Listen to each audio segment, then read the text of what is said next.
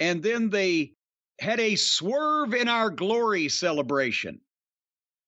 Because, of course, as we all know, the Hardley boys, the Cucamonga kids, instead of doing the right thing for business and having a pay-per-view match with FTR and dropping the rubber match and the final remaining set of belts to them for the good of the company, because FTR is not only now the best in-ring tag team in wrestling, but also the most over one in AEW. Instead, they decided to swerve everybody, no pun intended, and put the belts on Swerve Strickland and Keith Lee to avoid doing a job to a team that everybody considers better than they are.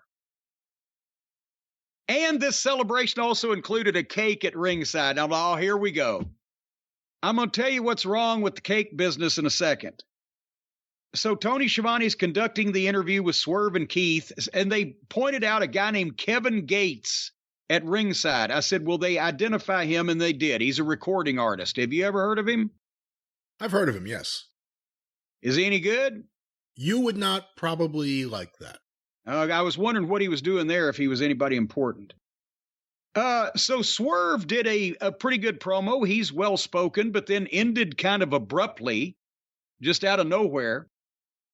And then Keith Lee took over, and I want to hear an album of Keith Lee's greatest mellow rock hits, because he's got the most melodic cadence and the most sing-song. He and Twinkle Toes could get together and just duet the shit out of, I don't know, Doris Day's greatest hits. Que sera, sera, whoever we swerve, we swerve.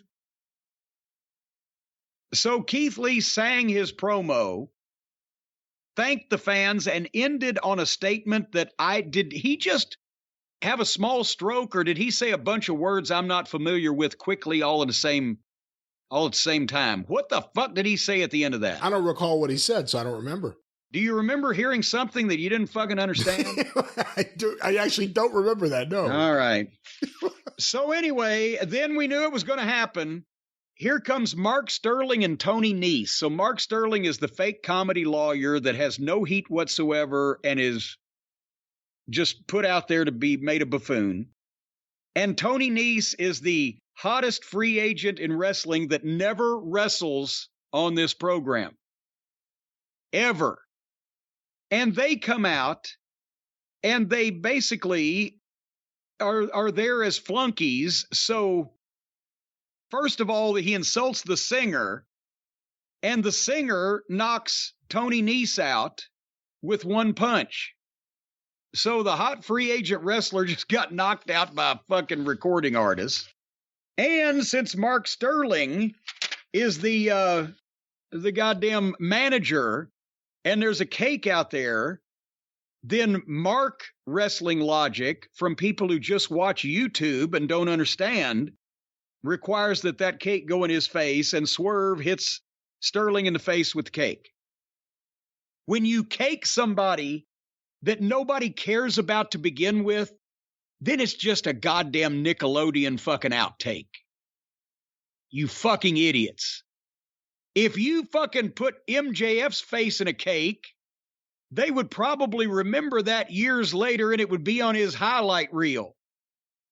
Because the people would fucking love it, because they hate MJF's pomposity and want to see somebody get taken down a peg or two that they really dislike. Mark Sterling just got a dry cleaning bill. That's all that you got out of that. Booking is not just rehashing shit from the past that you've seen on tape. It's doing it with the right people and in a situation that looks like it emerges organically, or elsewise you're doing a silent movie spoof. And here's another thing. People are going to say, Cornette, you got hit with cake after cake. You're absolutely right. And I not only fit the parameters that I just discussed, I was the fucking guy in the territory that had the most heat, that they wanted to see humiliated the most, and that did it, and that led to ticket sales, and that led to fucking business, and that led to us making money. But also, I didn't get hit but with one cake. on national television.